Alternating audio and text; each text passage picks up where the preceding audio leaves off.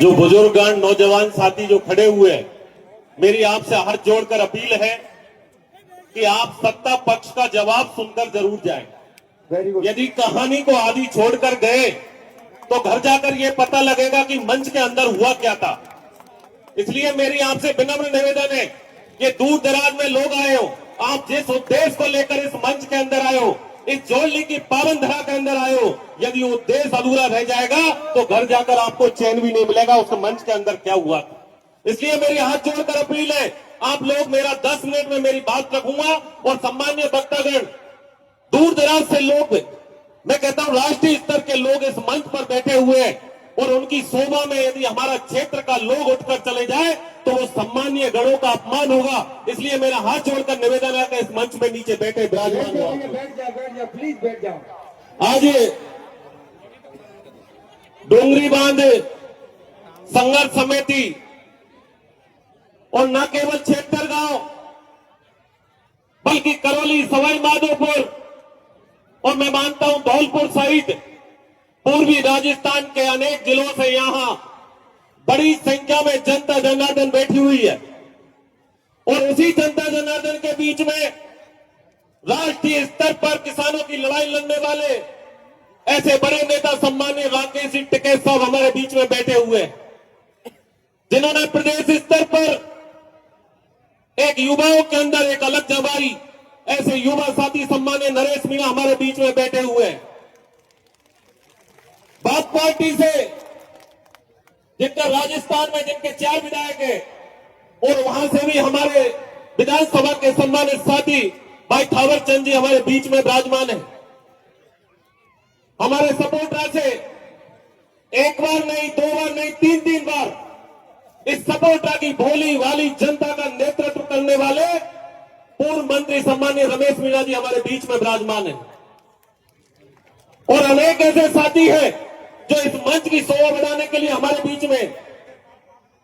जिन्होंने एक क्रांतिकारी आंदोलन का आगाज जगाया, ऐसे सम्मानीय राजेंद्र गुड़ा जी, जिन्होंने एक उदाहरण आपके बीच में रखा और वो उदाहरण क्या था कि गर्भवती हो गई भैया डिलीवरी मत होंद, ये उदाहरण आपके बीच में दिया। मैं सम्मानीय गुड़ा साहब के बीच में रखना चाहूंगा कि साहब गर्भवती तो होगी, अब डिलीवरी को टाइम आ रहा है, या पिछले 5 साल में गर्भवती महिला की सोनोग्राफी पे सोनोग्राफी ये किस सरकार ने की? उस सरकार को इस जगह जवाब देना पड़ेगा। यदि वो सरकार जिस डोंगरी बांध के बीच में, जिस डोंगरी बांध को लेकर यह जवाब तलब हो रहा है, ये डोंगरी बांध को आज मुझे यहाँ मंच के माध्यम से बता रहे थे कि कोई राजनीति की भाषण नहीं होगा। मैं इस मंच का सम्मान करता हूं। मैं भारतीय जनता पार्टी, क्योंकि मेरी सरकार है और आप सबके चरणों में मैंने आपको सेवा की है, उसका प्रतिफल देकर उस विधानसभा में मुझे पहुंचाया है, तो मेरा कर्तव्य बनता है कि मेरी जनता के सुख में दुख में मैं जी जान से उनके बीच में खड़ा रहूं और इसी वजह से आज इस डोंगरी बांध की सभा के अंदर मैं आयोजित हुआ, उपस्थित हुआ। मैं जनता जनार्दन के बीच में रखना चाहता हूं, ये हमारे ऊपर उंगलियां उठाते हैं।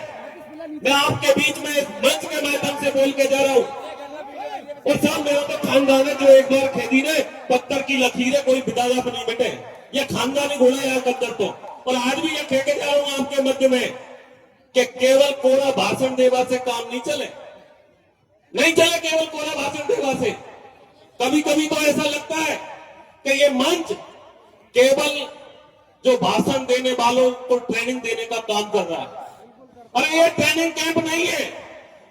ये ईआरसीपी, ये डोंगरी बांध से लोग जो परेशान है, जो आग जल रही है, उस आग में चूल्हा लगाकर रोटियां सेकने का काम नहीं है, किसी का घर पड़ने वाला है, उनके लिए हम लोग मिलकर क्या काम कर सके उसके लिए काम करने का टाइम है। और मैं जरूर कहना चाहूंगा, क्योंकि मेरे मंच पर, जिस मंच पर मैं उपस्थित हूं, ये जनता जनार्दन है, मैंने स्वाभिमान के साथ 2 साल काम किया, क्योंकि ये बात मेरे ऊपर आरोप लगाए, उन आरोपों की बात हुई है और इस मंच के माध्यम से यदि मन का आरोपों का जवाब नहीं दूंगा तो मैं इस मंच पर कायर कहलाऊंगा, और जिस मंच पर मैं बैठा हुआ उस पर जवाब नहीं दूं, ये मेरे स्वाभिमान में नहीं है। इसलिए मैं सम्मानित श्रोता बंधुओं, 2 साल के अंदर आप याद करो उस कलमपुर की घाटी को, इसी चोली गांव से एक पीर पैदा हुआ जिसका नाम रंगजी बाबा था, उस रंगजी बाबा ने 1993 के अंदर स्वर्गीय भैरव सिंह शेखावत को वहां बुलाया कर्णपुर के अंदर, और कर्णपुर के अंदर बुलाकर इस सपोर्टा की पहचान करवाई कि डांग क्षेत्र जिसमें मेरे नुमाइंदे पड़े हुए हैं, और तब तत्कालीन मुख्यमंत्री स्वर्गीय भैरव सिंह शेखावत ने 56 लाख रुपए देकर उस घाटी का निर्माण करवाया। मैं अपने आप में गर्व करता हूं कि मैं उस पार्टी का सदस्य हूं जिसके मुख्यमंत्री ने 33 साल के बाद में फिर से उसी घाटी के लिए 50 करोड़ रुपए की सौगात दी है, जो उस घाटी पर चढ़कर हमारा नुमाइंदा ऊपर की तरफ आएगा। सम्मानीय भाषण दे रहे थे, आपने क्या किया 15 साल तक? गरीब जनता को लड़ाने का काम किया आपने। मैंने 2 साल के अंदर किसी भाई से भाई का प्रेम फैलाने का काम किया। विरोध करने से काम नहीं चलेगा, सब सुनना पड़ेगा आप लोगों को, सब सुनना पड़ेगा आप लोगों को।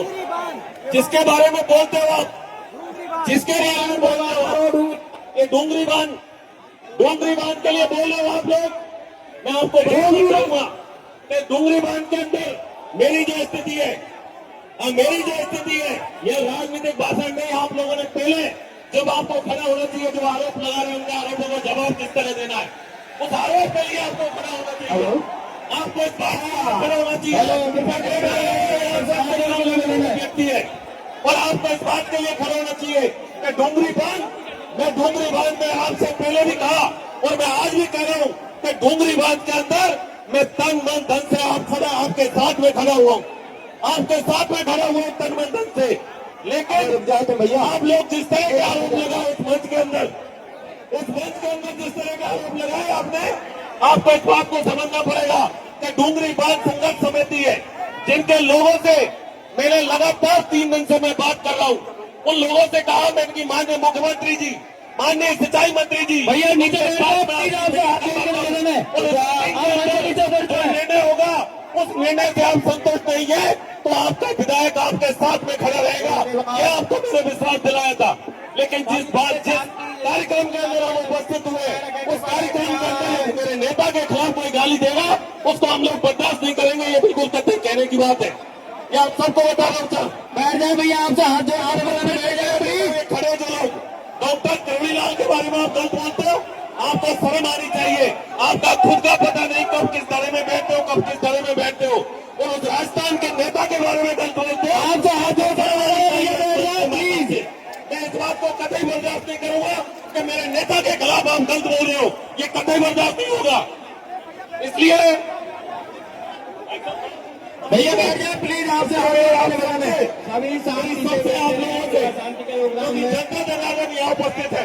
मैं जनता जनार्दन से निवेदन करना चाहूंगा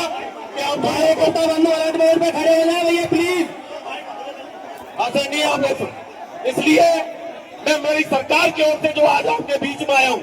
उस सरकार के माध्यम से कहना चाहता हूँ कि हमारी सरकार आप सबके प्रति संवेदनशील है, और आप लोग अपनी कमेटी बना लो। हाँ बैठ